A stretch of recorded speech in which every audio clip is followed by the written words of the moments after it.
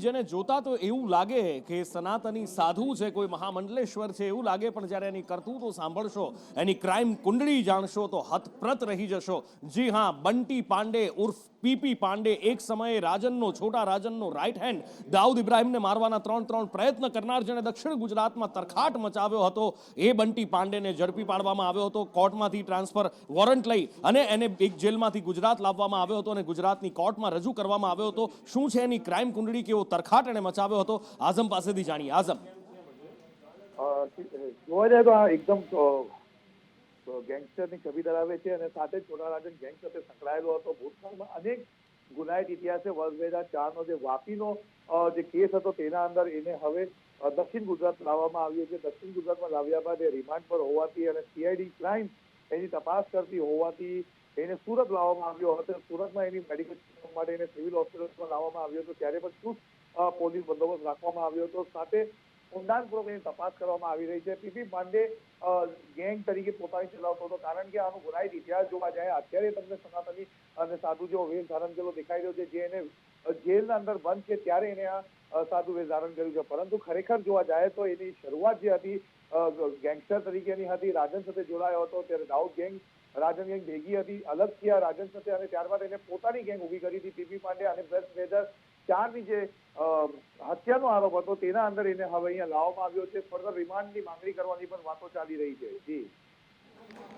અને હવે વાત કરવી છે દાદાના બુલડોઝરની, કારણ કે દાદાનું બુલડોઝર હજી પણ રાજ્યમાં ફરી રહ્યું છે. લુખ્ખાઓ હોય, ગુંડાઓ હોય કે પછી બુટલેગરો હોય કે પછી નામચીન બદમાશો હોય, એક એકનું લિસ્ટ તૈયાર છે. અલગ અલગ શહેરોમાં બુલડોઝર અને હથોરા ફરી રહ્યા છે અને હવે સુરતમાં એક નામચીન બુટલેગરને ત્યાં આ બુલડોઝર ફર્યું છે. અને કુખ્યાત બુટલેગર કે જેનું ગેરકાયદેસર બાંધકામ તોડી પાડવામાં આવ્યું છે, વલ્લી ઉલ્લાહ ખાન પઠાણને ત્યાં આ બુલડોઝર ફર્યું છે. 25 ગુના નોંધાયેલા છે. મકાનની બહાર શેડ ઉભા કરી દેવામાં આવ્યા હતા. મસ્ત મોટું ગેરકાયદેસર બાંધકામ સૈયદપુરામાં ખડકી દેવામાં આવ્યું હતું ને એની ઉપર હવે દાદાનું બુલડોઝર ફર્યું છે.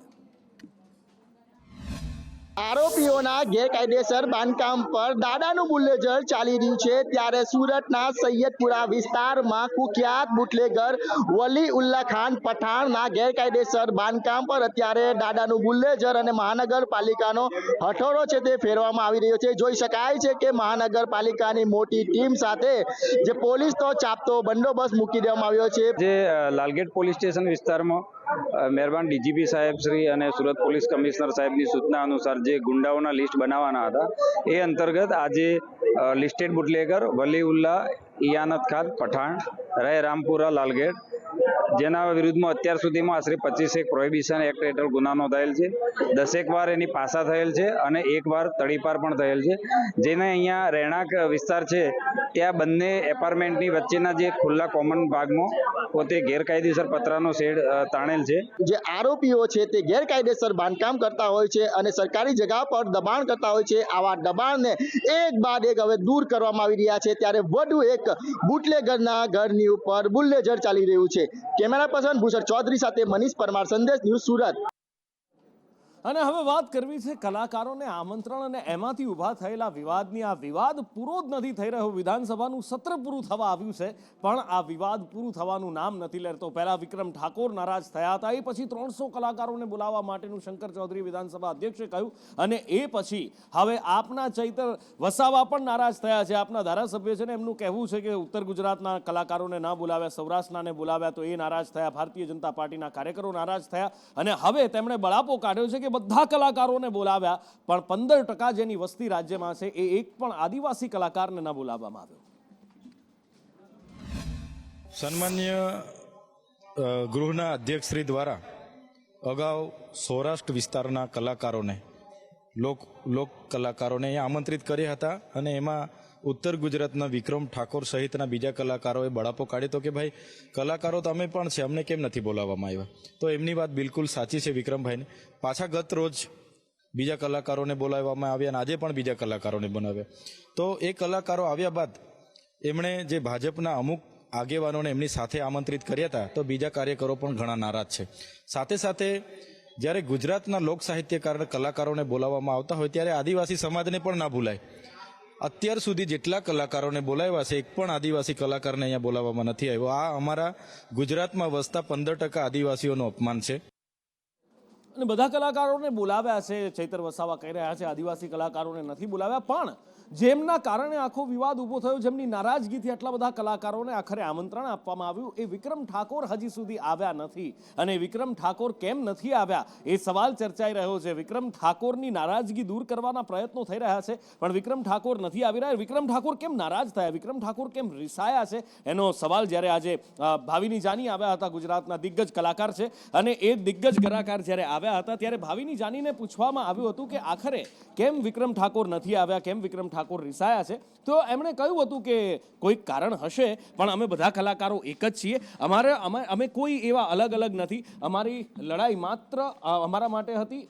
હું જોઉં તો લાગશે કે આ વાત માટે મારા માટે હતી. વિક્રમ ઠાકોર એવું કહી રહ્યા છે. આખરે એ જવાબ પણ વિક્રમ ઠાકોર તરફથી આવ્યો છે કે કેમ તેઓ ન ગયા, આમંત્રણ આપ્યું હતું પણ તેમ છતાં વિક્રમ ઠાકોર કેમ નહોતા ગયા, એનો જવાબ તેમણે આપ્યો છે કે મારી લડાઈ માત્ર મારા માટે નહોતી, જે કલાકારો ઠાકોર સમાજના હતા એમને નહોતા બોલાવવામાં આવ્યા એટલા માટે. અને એમનું કહેવું છે કે જો હું જાઉં તો લાગશે કે વાત માત્ર મારા માટે છે. આ જવાબ એટલા માટે આપ્યો છે કે આજે ઋષિકેશભાઈએ પણ કહ્યું છે, પ્રવક્તા મંત્રી છે સરકારના, એમણે વિનંતી કરી હતી કે વિક્રમભાઈ હવે એક દિવસ બાકી છે અને તમે પણ આવો અને ગૃહની કામગીરી કેવી રીતે થાય છે એ પણ જુઓ.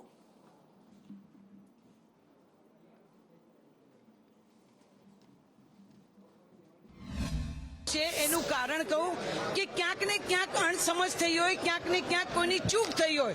ક્યારેય કોઈ કલાકાર હથિયાર નથી લેતો, કોઈ કલાકારને હથિયાર ગમતું નથી.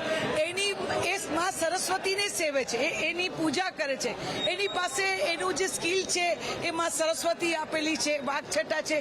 એટલે રીસાયા છે એના પાછળના તથ્યોને કારણો અલગ છે. અમે એક જમાત, એક નાત, મને યાદ નથી કારણ કે એનું પહેલું ફિલ્મ એને મારી સાથે કર્યું હતું, એકવાર પીયુને મળવા આવજે. જે રીતે વિનમ્ર છે, જે રીતે હજારો એના ડાયરાના સાંભળનારો એની વચ્ચે સ્ટેજ ઉપર પગે લાગે, આટલી વિનમ્રતા મેં બીજા કોઈ એક્ટરોમાં જોઈ નથી.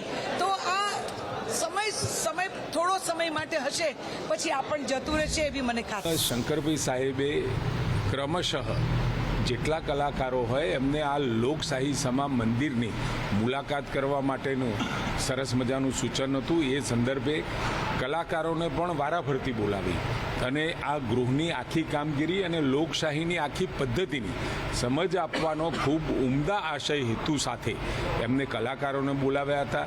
એમાં પણ દરેક કલાકારોને મેસેજ દ્વારા, ટેલિફોનિક દ્વારા એ જાણ કરવામાં આવી હતી.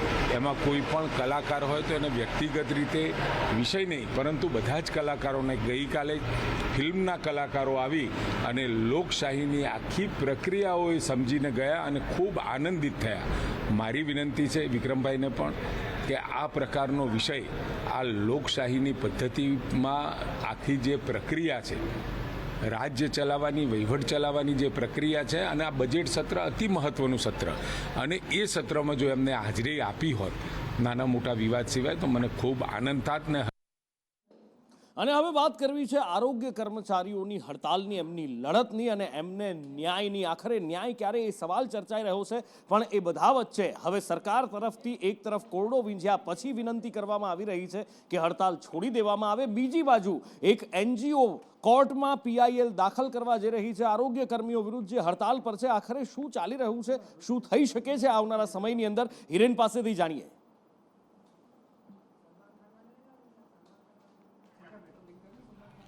તો ગુજરાત હાઈકોર્ટમાં આ અંગેની એક PIL કરવા માટેની એક NGO તૈયાર થયું છે અને આવશ્યક સેવાઓમાં આ પ્રકારે લોકો સાથે જે ચેડા થઈ રહ્યા છે એના સંદર્ભે આ PIL થાય તેવી શક્યતા દેખાઈ રહી છે. સરકાર પણ આ આંદોલન કરનારા લોકો સામે ચર્ચા કરવા માટે અથવા તો આંદોલન સામે નમતું જોખવા માટે તૈયાર ન હોય તે પ્રકારની સ્થિતિ દેખાઈ રહી છે. જે જગ્યાઓ અત્યારે ખાલી પડશે, કારણ કે 1100થી વધુ લોકોને ટર્મિનેટ કરવામાં આવ્યા છે, નોકરીમાંથી છૂટા કરી દેવામાં આવ્યા છે. આવા જગ્યાઓ પર આઉટસોર્સિંગથી જગ્યાઓ ભરવા માટેની પ્રક્રિયા આરોગ્ય વિભાગે શરૂ કરી છે. આરોગ્ય મંત્રી અને આરોગ્ય વિભાગના અગ્રસચિવની અધ્યક્ષતામાં આજે બેઠક મળી હતી ને એની અંદર આને લીલી ઝંડી આપી દેવામાં આવી છે.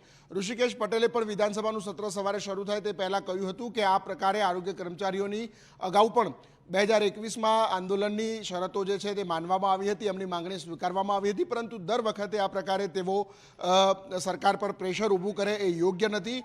જ્યાં સુધી એમનું આંદોલન પૂરું નહીં થાય ત્યાં સુધી ટેબલ પર ચર્ચા સરકાર કરવા માટે તૈયાર નથી, અને એટલા જ માટે એસ્મા એક્ટ અંતર્ગત રાજ્ય સરકાર આ તમામ કર્મચારીઓ સામે પગલાં લઈ રહી છે. આ એ જ સરકારી કર્મચારીઓ છે કે જ્યારે આંદોલન વિધાનસભાની ચૂંટણી પહેલાં આંદોલન કર્યું હતું, ત્યાર પછી સમાધાન થયું, અને એ સમાધાનની ફોર્મ્યુલા હજી સુધી પૂરી નથી થઈ, એટલા માટે આ કર્મચારીઓ આંદોલન કરી રહ્યા છે. સૌથી પહેલાં તો એ હડતાલ સમાપ્ત કરે, અને સમાપ્ત કર્યા પછી એ ટેબલ ઉપર આવે. બાકી તો અત્યારે કોઈ વાત કરવાનો પણ કોઈ અર્થ નથી. આ સરકારે એસ્મા એટલે કે જેમ વીજ વિભાગ છે, પોલીસ કર્મીઓ છે, એ રીતે આરોગ્ય પણ એક એસેન્શિયલ સર્વિસ છે, સીધી પ્રજાને સ્પર્શતી સર્વિસ છે. આ રીતે હડતાલ ઉપર ઉતરી જવું એ ખૂબ ગેરવ્યાજબી છે. મારી તમામ હડતાલ ઉપર ઉતરેલા કર્મચારીઓને એક વિનંતી છે કે ખૂબ ઝડપથી આપની 1 કે 2 દિવસમાં હડતાલ સમાપ્ત કરી અને પોતાની ફરજ ઉપર પાછા ફરો. અને જે સરકાર પગલાં લઈ રહી છે, સરકાર આ બાબતે ખૂબ જ ગંભીર છે. લોકોના આરોગ્ય સાથે થતા ચેડા સાંખી લેવા માટે સરકાર તૈયાર નથી ને છાસ વારે. હજુ તો 2022માં 21ની અંદર એ લોકોએ હડતાલ કરી હતી ને એમની માગણીઓના સંદર્ભે ચર્ચા કરી અને કેટલાય મુદ્દાઓના નિરાકરણ અમે લાવ્યા હતા. એટલે એક બાજુ સરકાર કહી રહી છે કે ગંભીર છે, લોકોના સ્વાસ્થ્ય સાથે ચેડા ન પોસાઈ શકે. વાત સાચી છે, ખોટી નથી. લોકોના સ્વાસ્થ્ય સાથે કોઈ પણ પ્રકારના ચેડા ન થઈ શકે, પણ લોકોને સ્વાસ્થ્ય પ્રદાન કરનાર અથવા તો લોકોના દુઃખ દૂર ભગાડનાર, એમના રોગ દૂર ભગાડનાર, એમની સેવા કરનાર આ આરોગ્ય કર્મચારીઓને પણ નુકસાન ન જાય એ પણ તો જોવાની સરકારની ફરજ છે. શું કોઈ વચ્ચેનો સમાધાનકારી રસ્તો ન નીકળી શકે? શું એકમાત્ર રસ્તો છે કે એમને પાણીચું પકડાવી દેવાનું અને એ આંખ લાલ કરીને જ કડક હાથે કામ લેવાનું? શું સૌહાર્દથી કામ ન થઈ શકે? કારણ કે સંવેદનશીલ ગુજરાતની સરકાર કહેવામાં આવે છે, તો આ સંવેદના આરોગ્ય કર્મીઓ માટે કેમ નહીં એ સાબરકાંઠાના આરોગ્ય કર્મીઓ પૂછી રહ્યા છે, જે 406 કર્મચારીઓને છૂટા કરી દેવામાં આવ્યા છે. સાબરકાંઠા જિલ્લાના તમામ કર્મચારી, જે 406 કર્મચારી ફરજ પરથી મુક્ત કરેલા છે, એવા તમામ કર્મચારી સ્વ બચાવની અરજી આપવા માટે જિલ્લા કક્ષાએ તમામ માન્ય મુખ્ય જિલ્લા આરોગ્ય અધિકારી શ્રી અને માન્ય જિલ્લા વિકાસ અધિકારી શ્રીને કાગળ આપવા આવેલા છે. જો એમનાથી બનતી કોશિશ થઈ અને જો કર્મચારીને બચાવતા હશે તો પ્રયત્ન કરશે. વધુમાં જણાવવાનું કે અમારી હડતાલ 17/3/2025થી ચાલુ જ છે, અને અમારા 2 હક ન મળે ત્યાં સુધી હડતાલ ચાલુ જ રહેશે. એટલે એક બાજુ આરોગ્ય કર્મચારીઓ પોતાના હક માટે લડી રહ્યા છે, અને બીજી બાજુ ભાવિ શિક્ષકો જેમની નિમણૂક નથી થઈ રહી એ પણ લડી રહ્યા છે પોતાના હક માટે. એ શિક્ષકો સાથે ભૂતકાળમાં આપણે જોયું છે ટેટ ટાટ પાસ કરેલા એ ઉમેદવારો જેમની ટીંગાટોળી થઈ હતી, અને હવે કાયમી વ્યાયામ શિક્ષકની ભરતી માટેની માંગ ઉઠી છે. NSUI પણ એમના સમર્થનમાં મેદાનમાં ઉતર્યું, પણ જ્યાં માંગ પ્રબળ થાય ત્યાં બળ પ્રયોગ થાય છે. એ દર વખતે આપણે જોતા આવ્યા છીએ. આ વખતે પણ એ જ બળ પ્રયોગ, એ જ ટીંગાટોળી જોવા મળી હતી. અને જે NSUIના કાર્યકર્તાઓ અથવા તો જે વ્યાયામના શિક્ષકો, ભાવિ શિક્ષકો પોતાને કાયમી કરવાની માંગ સાથે આંદોલન કરી રહ્યા હતા, એમની સાથે શું થયું એ અહીંયા દેખાય છે. ગુજરાતની ભારતીય જનતા પાર્ટીની સરકાર મોટી વાતો કરે છે કે ભાઈ ખેલશે ગુજરાત, પણ છેલ્લા 15 વર્ષથી ગુજરાતમાં વ્યાયામ શિક્ષકોની કાયમી ભરતી કરવામાં નથી આવી. ત્યારે આ ઉમેદવારો છે કે છેલ્લા 11 દિવસથી ગાંધીનગરમાં સત્યાગ્રહ છાવણી ઉપર જે ગાંધી સિંધિયા માર્ગે આંદોલન કરે છે. લોકશાહીમાં આંદોલન કરવા, ગાંધી સિંધિયા માર્ગે આંદોલન કરવાનો બધાયનો રાઈટ છે, છતાં ક્યાંક ને ક્યાંક ભારતીય જનતા પાર્ટીની સરકાર તે ઉમેદવારો ઉપર ક્યાંક દમન કરી રહી હોય એવું અમને લાગી રહ્યું છે. એમાંય ખાસ કરીને જે મહિલાઓ છે, મહિલાએ જે વર્તન પોલીસ દ્વારા કરવામાં આવી રહ્યું છે તે ગેરવ્યાજબી છે. આજે ગુજરાત NSUI જે વ્યાયામ શિક્ષકોની ભરતીની માંગ સાથે જે વિદ્યાર્થીઓ બેઠા છે ગાંધીનગરમાં, આ તમામ વિદ્યાર્થીઓને ટેકો જાહેર કરે છે. વાત કરવી છે ગુજરાતના સહકાર સંઘના દિગ્ગજ નેતા દિલીપ સંઘાણીના દર્દની. જી હા, દિલીપભાઈનું દર્દ છલક્યું છે ફિશરીઝ કૌભાંડને લઈને. એમનું કહેવું છે કે વર્ષો સુધી ફિશરીઝ કૌભાંડમાં મને ખોટી રીતે હેરાન કરવામાં આવ્યો. પહેલીવાર FIRમાં ક્યાંય મારું નામ નહોતું, અચાનકથી મારું નામ ઉમેરી દેવામાં આવ્યું. નીચલી અદાલતમાંથી ન્યાય ના મળ્યો અને છેલ્લે સુપ્રીમ કોર્ટે ન્યાય તોડ્યો, અને ન્યાયને તેમણે આવકાર્યો તો ખરો, પણ એની સાથે સાથે પાછલા આટલા વર્ષોમાં જે એમણે સહન કર્યું છે એના વિશે પણ આજે વર્ષો પછી ખુલીને બોલ્યા છે. કેટલીક અફવાઓ, પોલિટિકલી નિર્ણયો અને એના આધારે થતા કેસોનો ભોગ હું બન્યો. મારા ઉપર ફિશરીઝ કૌભાંડનો આરોપ અને એની ફરિયાદ જે નોંધાણી પ્રથમ એ ફરિયાદમાં મારું નામ નહોતું. ગવર્નર પાસે ચાલુ મંત્રીઓ હોય તો પરવાનગી માગવી જોઈએ, એ પરવાનગી માગવામાં આવી, એમાં પણ મારું નામ નહોતું. બીજા તબક્કે ગવર્નર સરકારમાં મંજૂરી માગી, એમાં પણ મારું નામ નહોતું. ત્યાર પછી હાઈકોર્ટમાં અરજી કરવામાં આવી કે આ મંત્રીઓ પર આ કેસ પરવાનગી અપાય, એમાં પણ મારું નામ નહોતું. આટલા તબક્કાઓ કોઈ જગ્યાએ લાંબા સમય સુધી મારું નામ નહોતું. છેલ્લે દિવસે ચાર્જશીટ રજૂ કરતી વખતે મારું નામ ઉમેરવામાં આવ્યું. એની સામે મેં પ્રાથમિક કોર્ટમાં દલીલો કરી. એમાં એક પણ સાક્ષી, 40 જેટલા સાક્ષીઓ પર જે આરોપ હતો પૈસા લીધા, તમામે કીધું કે અમે દિલીપભાઈને જોયા નથી, મળ્યા નથી, ઓળખતા નથી. આપણે ઘણીવાર જોયું છે કે સોસાયટીમાં ઘરની આગળથી ખૂબ નજીકથી વીજળીના તાર જતા હોય ને ત્યાં ક્યારેક કોઈ કપડાં સૂકવતી વખતે કે કોઈ બાળક પતંગ લેતી વખતે ચોંટી ગયું હોય અથવા તો એનું મૃત્યુ થયું હોય, પણ જો ઘરમાં જ વીજળીનો થાંભલો નાખી દેવાય તો શું થાય, કેવી હાલત થાય સાહેબ, વિચાર તો કરો. એ વીજળીનો થાંભલો હટાવવા માટે કંઈ કેટલાય પ્રયત્નો કર્યા હોય, ક્યાંય અરજીઓ કરી હોય, સ્થાનિક લેવલથી લઈ અને છેક ગાંધીનગર સુધીના દોડા કર્યા હોય, 6,600 રૂપિયા એ થાંભલો હટાવવા માટે ભરી પણ દીધા હોય, 3 વર્ષથી એ થાંભલો હટતો ના હોય, એ વ્યક્તિની હાલત શું થાય. આ ઘર જુઓ, એક ગરીબ વ્યક્તિનું આ ઘર છે, માથે છત નથી, છાપરા નાખેલા છે ને એ વ્યક્તિના ઘરની વચ્ચોવચ્ચ આ વીજળીનો થાંભલો છે, માથે તાર છે. નાનકડો એવું સ્પાર્ક થાય તો આખું ઘર બળીને ખાખ થઈ જાય અને રાતના સમયે કંઈ થાય તો આખો પરિવાર બળીને ખાખ થઈ જાય એવી હાલત છે. ત્યારે આ વ્યક્તિ કંટાળી ચૂક્યો છે. 2016થી આ માણસ રજૂઆત કરતો આવ્યો છે, પૈસા ભરી દીધા છે, પણ કોઈ એની વ્યથા વેદના સાંભળવા વાળું નથી. આખરે કંટાળી એ વ્યક્તિએ હવે ઈચ્છા મૃત્યુની માંગ કરી છે. એને મેં વારંવાર અરજીઓ કરેલી છે, છતાં જી બોર્ડવાળા મેં પૈસા ભર્યા છે 6,060. તો એનસીવીસીએલ એન્જિનિયર કહ્યું તમે પૈસા ભરો, તમે ખસેડી નાખશો, બરાબર. તો આજ દિન 2018માં મેં પૈસા ભરેલા છે, પણ આ લોકો ખસેડવા આવતા નહીં. વારંવાર રજૂઆત કરવા છતાંય આ લોકો કોઈ પણ પ્રકારનું ધ્યાન લેતા નહીં.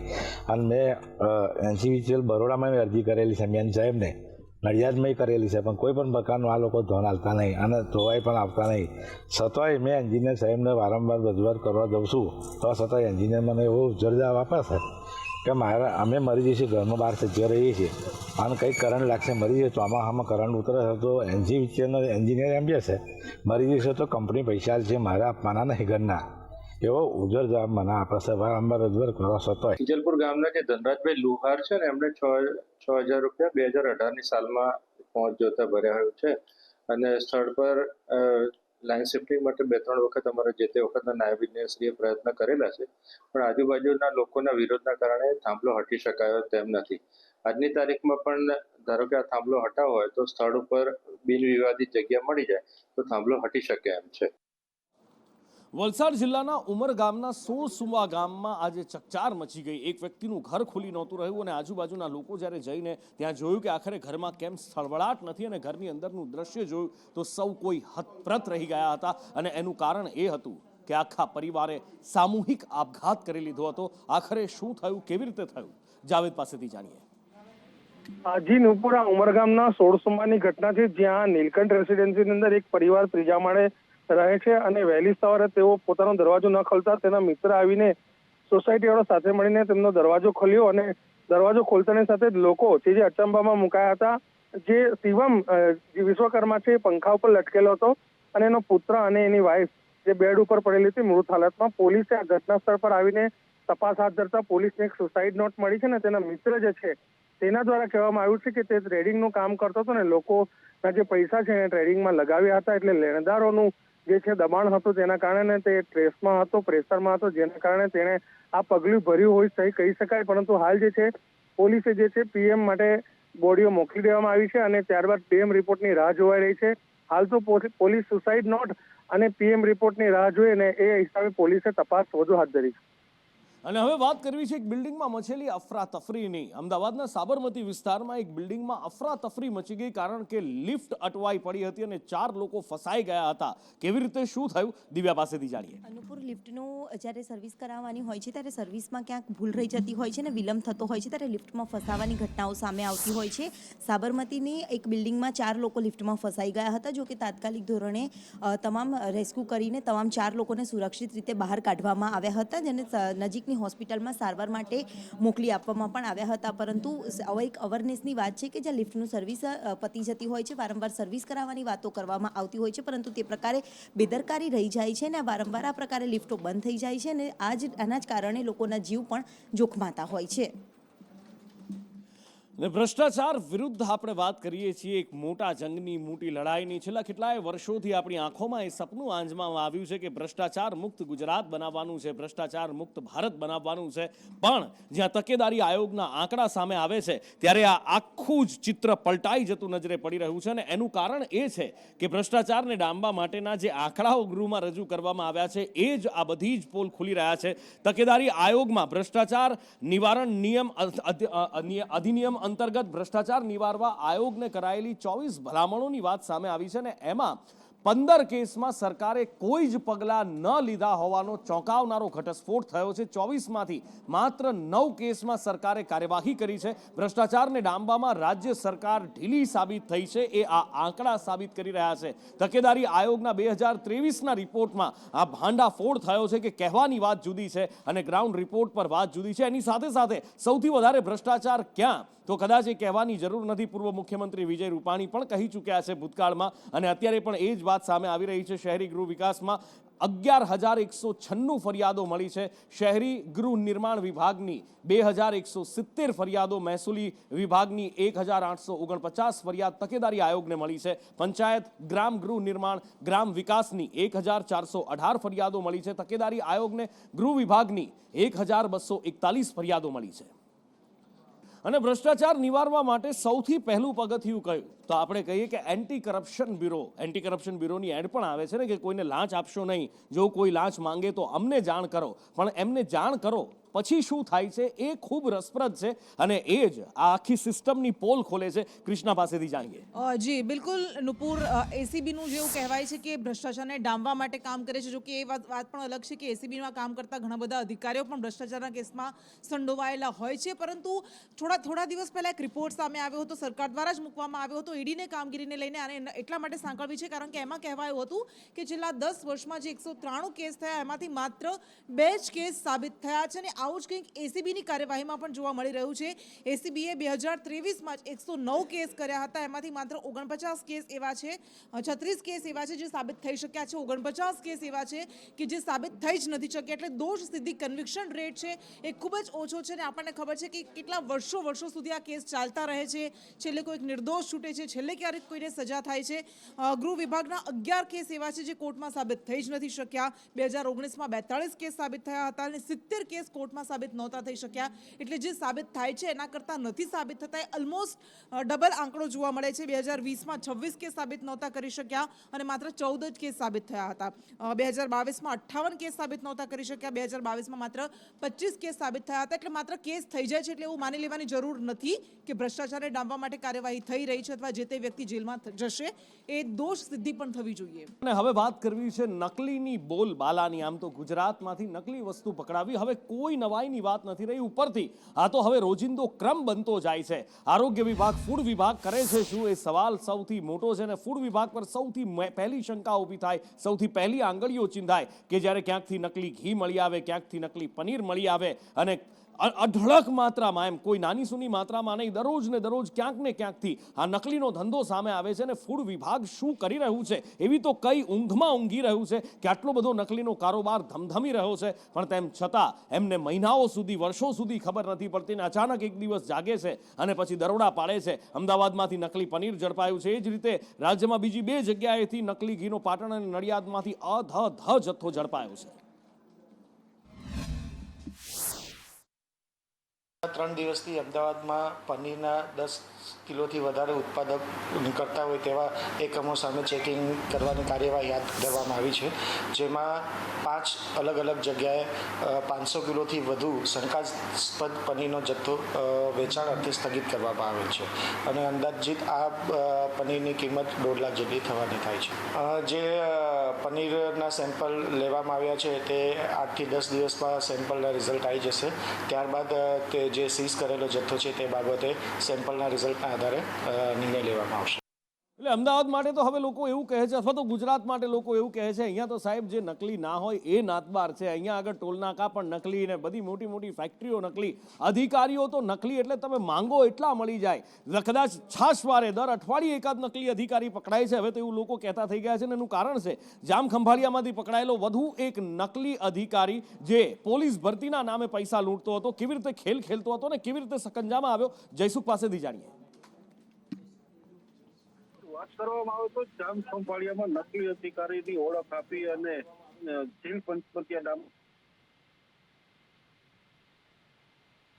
આવ્યો હતો, ત્યારે પોલીસે વધુ પૂછપરછ હાથ ધરતા જીલ પંચપતિયા નામના યુવકે 38 લાખથી વધુની છેતરપિંડી કરી અને ગુના આચર્યા હતા. અને જીલ પંચપતિયા વિરુદ્ધ હાલ અત્યાર સુધીમાં ટોટલ 8 ગુના છે એ નોંધાયા છે. જીલ પંચપતિયા જે છે કાર પર એડિશનલ કલેક્ટર લખેલા બનાવટી બોર્ડ સાથે ઝડપાયો હતો. તેમાં યુવક અને યુવતીની આખરી પૂછપરછ કરવામાં આવી હતી, જેમાં ચોંકાવનારા ખુલાસાઓ પણ સામે આવ્યા હતા. આરોપી જે જીલ છે તે અનેક નકલી હોદ્દાઓ ધારણ કર્યા હતા. તેમાં અનેક લોકો સાથે ફોટા પણ પડાવ્યા હતા, સર્ટિફિકેટો પણ લઈ અને પોલીસે જે હાલ અત્યારે વધુ તપાસ હાથ ધરી છે. જી. અને હવે વાત કરવી છે વડોદરાની. વડોદરા મહાનગરપાલિકા, વડોદરા એટલે સંસ્કારી નગરી કહેવાય. અને આ જ વડોદરાની અંદર જ્યારે મેયરની એ વ્યથા આવે કે મારું કોઈ સાંભળતું નથી, આ લોકોને જે પણ મારી નીચે કામ કરે છે અથવા તો મારી સાથે કામ કરે છે એ બધાને, કોઈને આઈએએસ અધિકારી જોઈએ છે અથવા તો કોઈને એવા હાઈ ક્વોલિફાઈડ અધિકારીઓ જોઈએ છે અથવા તો એવા મેયર જોઈએ છે ને એટલા માટે જ મારી વાતનો પડઘો નથી પડતો. જ્યારે શહેરના પ્રથમ નાગરિક, શહેરના પહેલા નાગરિકની આ વ્યથા સામે આવે તો એ શહેરીજનોની હાલત કેવી હશે એ પણ વિચારવાનું થાય. કારણ કે સયાજીરાવ ગાયકવાડની આ નગરી છે જે પ્રજાવત્સલની એક નિશાની છે, પણ ત્યાં જ જો મેયરની આવી કફોડી હાલત હોય તો બીજાની હાલત શું છે? મેયરની વ્યથા કથા એમના મોઢે જ સાંભળો. દરેકના ધ્યાનમાં હોય છે, 5 પદાધિકારીના ધ્યાનમાં કે આ વિષય લીધો છે, એટલા માટે થઈ અને આ વિષયની જાણકારી એમને પણ છે કે 3જા નંબરનો આ વિષય આમાં લેવામાં આવ્યો છે. સભાના એજન્ડા જે દિવસે નીકળે તે દિવસે બધા જ સભાસદશ્રીઓના ઘરે પહોંચાડવામાં આવતા હોય છે, એટલે આ વિષય છે દરેકને જાણ છે જ. કૃણાલ મારી સાથે જોડાયા છે. કૃણાલ, શહેરના પહેલા નાગરિક છે, ભારતીય જનતા પાર્ટીનું શાસન છે, પણ એમ છતાં પણ જો મેયર એમ કહેતા હોય કે મારી વાત પડઘાતી નથી, એમને કોઈ આઈએએસ અધિકારી મેયર તરીકે જોઈએ છે, કોઈ હાઈ ક્વોલિફાઈડ વ્યક્તિ જોઈએ છે, મારી વાતનું ક્યાંય વજન નથી પડતું, તો પછી વડોદરાના જો પહેલા નાગરિકની આ કથા વ્યથા હોય તો અન્ય નાગરિકોની તો શું વાત કરવી આમાં?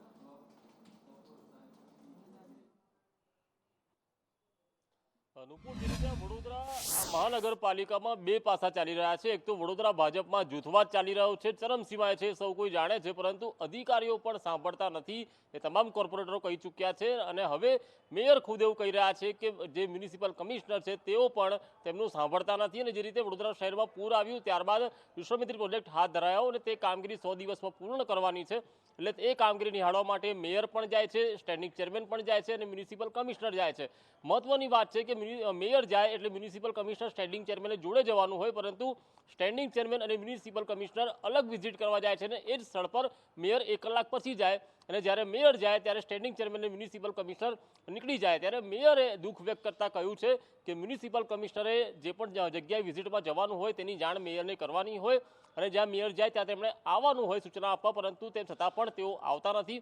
એટલે કે મેયરને કદાચ કોઈ કોમ્પ્લેક્સ હોઈ શકે કે તેમને કોઈ ડોક્ટર કે પછી આઈએએસ મેયર પદે જોઈએ છે, કદાચ એ સામાન્ય નારી છે એટલે કદાચ જે મ્યુનિસિપલ કમિશનર છે તેમને તવજ્જો નહીં આપતા હોય, પરંતુ મેયર એવું કહી રહ્યા છે કે આ મામલે તે ઉચ્ચ સ્તરે રજૂઆત કરશે. પરંતુ હાલ તો વાત એ જ છે કે મ્યુનિસિપલ કમિશનર મેયરનું સાંભળતા નથી તેવું મેયર સ્પષ્ટપણે કહી રહ્યા છે. અને હવે વાત કરવી છે સાંસદો પછી ધારાસભ્યોની માંગણીની. સાંસદોના પગાર હમણાં જ વધ્યા, હજી 2 દિવસ પહેલા જ આપણે જોયું. અને હવે ગુજરાતના ધારાસભ્ય માંગ કરી રહ્યા છે. વિપક્ષના ધારાસભ્ય ઇમરાન ખેડાવાલાએ આજે ગૃહમાં માંગ મૂકી છે કે ધારાસભ્યોના પગાર વધારવામાં આવે, એમની ગ્રાન્ટ પણ વધારવામાં આવે. અને કેટલાક વિપક્ષના તો કેટલાક ભારતીય જનતા પાર્ટીના ધારાસભ્યોનો પણ એમના સાથ મળ્યો હતો, એમના અવાજમાં અવાજ પુરાવ્યો હતો અને કહ્યું હતું કે જો ગ્રાન્ટ વધે તો લોકોના કામ સારી રીતે કરી શકાય છે. તો કેટલાકે એમ પણ કહ્યું હતું કે માધવસિંહભાઈના જમાનામાં આ પ્રસ્તાવ મૂકવામાં આવ્યો હતો, પણ જો કામ સારું થતું હોય તો પછી એમને વધારે પૈસાની જરૂર નથી. અને જો ખંતથી કામ કરવામાં આવે તો વધારે પગારની શું જરૂર છે? એ વખતે એ વાત સામે આવી હતી. પણ જ્યાં ગ્રાન્ટની વાત આવી છે તો ભારતીય જનતા પાર્ટી તરફથી બીજી પણ પ્રતિક્રિયાઓ સામે આવી છે. મહેશ કસવાલાનું કહેવું છે કે આ નીતિ વિષયક વાત છે, સરકાર સામે મૂકવામાં આવી છે. જોઈએ આવનારા સમયમાં શું થાય છે. અમે પણ રજૂઆત કરી હતી એના અંદર કે ભાઈ ગ્રાન્ટ વધારવી જોઈએ. જે પ્રમાણે અત્યારે 1.5 કરોડ રૂપિયાની જે ગ્રાન્ટ ધારાસભ્યને આપવામાં આવે છે તો એ 5 કરોડ રૂપિયાની કરવી જોઈએ. સાથે સાથે જે પ્રમાણે બીજા રાજ્યના અંદર અમુક ધારાસભ્ય, ભારતીય જનતા પાર્ટીના ધારાસભ્યની પણ હું વાત કરું કે અમુક ધારાસભ્ય છે એ અમને કહે છે સામેથી કે તમે જરા રજૂઆત કરો, કે અમે તો નથી બોલી શકતા પણ તમે રજૂઆત કરો કે બીજા સ્ટેટના અંદર, બીજા રાજ્યના અંદર જે પ્રમાણે ધારાસભ્યને પગાર ભથ્થા વધારવામાં આવ્યા છે. જેવી રીતે મહારાષ્ટ્રની વાત કરું કે મહારાષ્ટ્રના અંદર 2.5 લાખ રૂપિયા ધારાસભ્યને પગાર ને ભથ્થાના મળતા હોય છે, ત્યારે ગુજરાતના અંદર ધારાસભ્યને જે ભથ્થા અને પગારને મળીને 1 લાખ રૂપિયા આપવામાં આવે છે. સભ્યશ્રીએ આ અંગે વાતચીત ગૃહમાં કરેલી અને ગ્રાન્ટ બાબતની પણ ચર્ચા કરી હતી કે જે ગ્રામ્ય વિસ્તારમાં ખાસ કરીને વિકાસના કામો માટે ધારાસભ્યોને વધુ ગ્રાન્ટ હોય તો એનો ફાયદો થતો હોય છે. કારણ કે વધારે ગામ, લગભગ એક વિધાનસભામાં 200 ઉપર ગામ હોય, એટલે બધાને પૂરતો ન્યાય મળે એ માટે થોડી ગ્રાન્ટ વધારે તો સારું એવી લાગણી ધારાસભ્યશ્રીઓની છે. અને એક સભ્યના પગાર ભથ્થા વધારવા માટેના પ્રતિપક્ષના કેટલાક ધારાસભ્ય મિત્રોએ એમની રજૂઆત કરી છે. મારા જાણમાં પણ આવ્યું છે. હું એમ માનું છું કે સરકારની આ નીતિ વિષયક બાબત છે. પ્રતિપક્ષના ધારાસભ્યો એકી અવાજે જ્યારે આ વાત કરી રહ્યા છે ત્યારે સરકાર યોગ્ય સમયે યોગ્ય નિર્ણય લેશે એવું હું ચોક્કસ કહીશ. અને આગળ વાત કરવી છે ખેડૂતોની એ વ્યથા કથા જે આ વખતે કૃષિ મંત્રીના મોઢે સાંભળવા મળી છે. ખેડૂતોને આપણે ઘણીવાર કહેતા સાંભળ્યા છે કે યુરિયા લેવા જઈએ ત્યારે ફરજિયાત નેનો યુરિયાની બાટલી અમને પકડાવી દેવામાં આવે છે ને એમ કહેવામાં આવે છે કે જો આ નેનો યુરિયા નહીં લ્યો તો તમને યુરિયા પણ નહીં મળે. ગામડેથી આ ફરિયાદો ઉઠી રહી છે, પણ કૃષિ મંત્રીનું કહેવું કંઈક અલગ છે. નેનો યુરિયા ફરજિયાત વેચવાનો કોઈ કાયદો નથી અથવા તો એવું કોઈ પ્રાવધાન નથી, પણ જો આવું કોઈ વેચી રહ્યું છે તો એનું લાયસન્સ રદ કરવામાં આવશે. અરે કૃષિ મંત્રી, કોના લાયસન્સ રદ કરશો? ગામડે એકવાર જઈને તો જુઓ. દરેક ગામડેથી ખેડૂતોની આ ફરિયાદ છે કે યુરિયાની કોથળી નેનો યુરિયા વગર નથી અપાતી. માન્યું આપ કહી રહ્યા છો કે નેનો યુરિયા પારંપરિક યુરિયા કરતાં વધુ સારું છે, પણ એ જબરજસ્તીથી વેચવા માટે ખેડૂતોને કેમ દબાણ કરવામાં આવે છે એ પણ એક સવાલ છે. તો સામે દિલીપ સંઘાણીનું કહેવું છે કે જબરજસ્તીથી તો ન જ વેચવું જોઈએ, પણ કેવી રીતે વેચવું, કેવી રીતે એનું વેચાણ વધારવું એ સરકારનો વિષય છે ને સરકાર નક્કી કરે. એ સરકારનો નિર્ણય છે અને સરકારનો અધિકાર છે, એટલે એમાં કોઈ રાજભાઈ ખોટી વાત નથી કરી. એનો અધિકારથી ખેડૂતોના રક્ષણ માટે વાત કરી છે.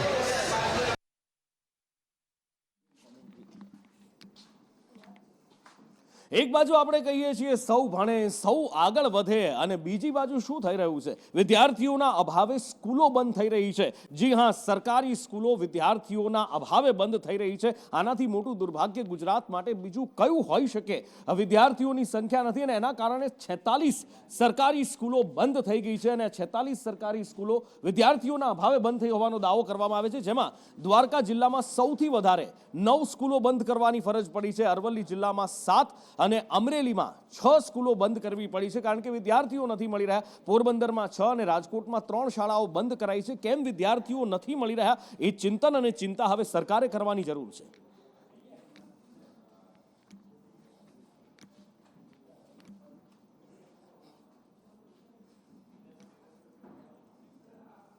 આપણા ગુજરાતીઓ માટે હંમેશા એક મહેણું છે કે આપણા બાળકને આપણે કાં તો ડૉક્ટર બનાવવા માંગીએ છીએ, કાં એન્જિનિયર બનાવવા માંગીએ છીએ, કોઈ વ્હાઇટ કોલર જોબ કરતું આપણું બાળક હોય એવું આપણે ઈચ્છીએ છીએ, અને એમાં ને એમાં જ બાળકને આપણે ડિપ્રેશનના ખપ્પરમાં હોમી દઈએ છીએ. આ વાત ઘણા સમયથી ચાલી રહી હતી, ઘણા સમયથી ચર્ચાઈ પણ રહી હતી, ચિંતા ને ચિંતન બંને થઈ રહ્યા હતા. પણ હવે સોલા સિવિલ હોસ્પિટલ અમદાવાદમાંથી જે આંકડા સામે આવ્યા છે એ ખરેખર ચોંકાવનારા છે, કારણ કે બાળકોમાં ડિપ્રેશનના કેસ વધી રહ્યા છે, અને એ પણ ચિંતાજનક રીતે વધી રહ્યા છે. એમાં ભણતરનું પ્રેશર હોય બાળકને, એની સાથે સાથે કો કરિક્યુલર એક્ટિવિટીઝનું પણ એટલું જ પ્રેશર બાળક ઉપર મૂકવામાં આવે છે. આખા ક્લાસમાં મારો જ દીકરો કે મારી જ દીકરી અવ્વલ હોય, વાલીની, મા બાપની આ ઝંખના અને ખેવના બાળકને ભાર નીચે દબાવી દે છે.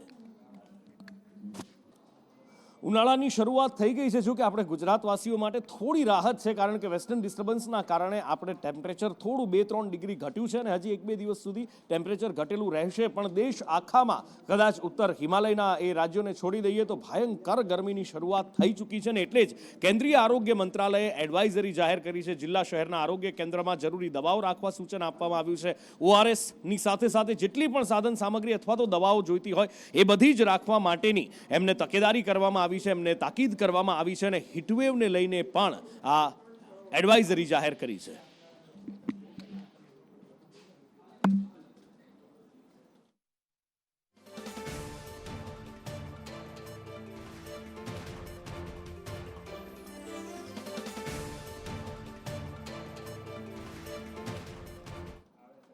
અને હવે વાત કરવી છે રાજકોટની. આમ તો સૌરાષ્ટ્ર આખું પાણીદાર છે, અને આ પાણીદાર સૌરાષ્ટ્રમાં જ્યાં રાજકોટની વાત આવે ત્યાં રાજકોટમાં દર ઉનાળો અથવા આમ તો ઉનાળો શરૂ થાય એ પહેલાં જ પારાયણ શરૂ થઈ જતી હોય છે, અને એ છે પાણીની પારાયણ. ભૂતકાળમાં આપણને યાદ છે રાજકોટ સુધી ટ્રેનો પણ દોડાવી પડી હતી, અને એ પણ પાણીની ટ્રેનો. પણ આ વખતે હવે એક મુદ્દો ઉઠ્યો છે લોકસભાની અંદર, અને એ મુદ્દો લોકસભામાં એટલા માટે ઉઠ્યો છે કે રાજકોટની પાણીની સમસ્યા દૂર કરી શકાય. પરસોત્તમ રૂપાલાએ એ સવાલ ઉઠાવ્યો હતો, એ રજૂઆત મૂકી હતી કે આજી ડેમના તળ ઊંડા કરવામાં આવે. તો સામે જળશક્તિ મંત્રાલય જેમની પાસે છે, ગુજરાતના જ મંત્રી CR પાટીલ, એમણે શું જવાબ આપ્યો અજય પાસેથી જાણીએ. અજય,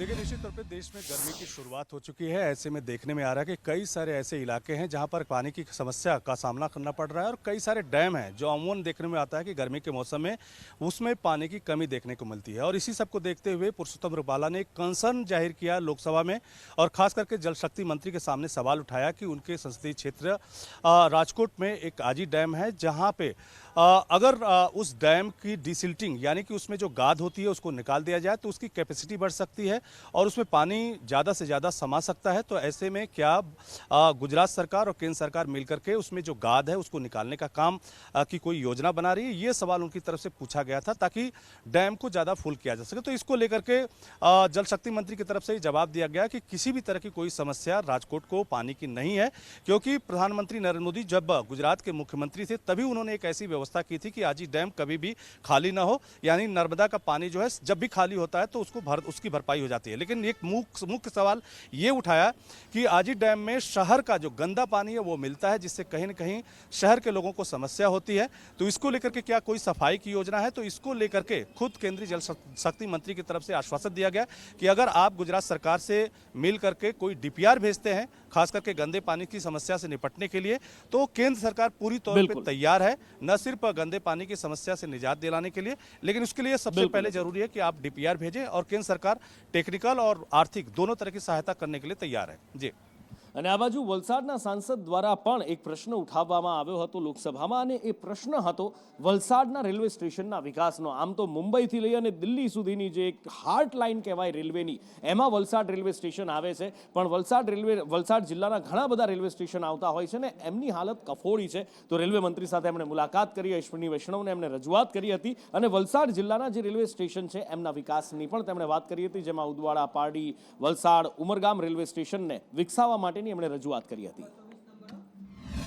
આપણા વલસાડ જિલ્લાની વલસાડ, વાપી, પારડી, ઉમરગામ, ભિલાડ, સંજાણ, જોરાવાસણ અલગ અલગ રેલવે સ્ટેશનના અલગ અલગ જે આપણા મુદ્દાઓ છે, ચાહે રેલવે સ્ટેશનના હોય, ટ્રેન સ્ટોપેજના હોય, આપણા અંડરબ્રિજના હોય, ઓવરબ્રિજના, દરેક માટે અમે વિશેષવાર ચર્ચા કરી છે. આપણે વલસાડ વાપી જ નહીં પણ આપણા ઉમરગામ, સંજાણ અને ભિલાડમાં પણ સારી ટ્રેનને સ્ટોપેજ મળે એના માટે રજૂઆત કરી છે અને મુખ્ય સ્તરે ખાસ કરીને જે આપણી વંદે ભારત અને શતાબ્દી ટ્રેનનું સ્ટોપેજ આપણા વલસાડ ખાતે મળે એના માટે મેં જોર આપ્યું છે. ગુજરાતી સ્ત્રીઓને સૌથી વધારે પ્રિય વસ્ત્ર કયું હોય તો એક જ જવાબ મળે. તમે કોઈ પણ ગુજરાતી સ્ત્રીને પૂછી લો, એના ટોપ 5માં પહેલા નંબર પર પટોળું જ હશે. પણ એક સ્ત્રીને પટોળું એટલું બધું ગમી ગયું, કદાચ ખરીદવાની શક્તિ નહોતી અથવા તો દાનત નહોતી, એટલે ઈચ્છા શક્તિ નહોતી અને એટલા માટે જ એની ચોરી કરી લેવામાં આવી હતી. આ એ દ્રશ્યો છે કે જ્યાં સાયન્સ સિટી રોડ પરના ક્રિએશન લેડીઝ નામના એ બુટીકમાંથી એ મહિલા પટોળાની ચોરી કરી અને નીકળી ગઈ. એક નહીં પણ 2 પટોળાની ચોરી કરીને આરામથી નીકળી ગઈ. શરૂઆતમાં તો એને લાગ્યું હશે કે આપણે આપણા કામમાં સફળ રહ્યા, પણ એ મહિલા સીસીટીવી કેમેરામાં રંગે હાથ ઝડપાઈ ગઈ.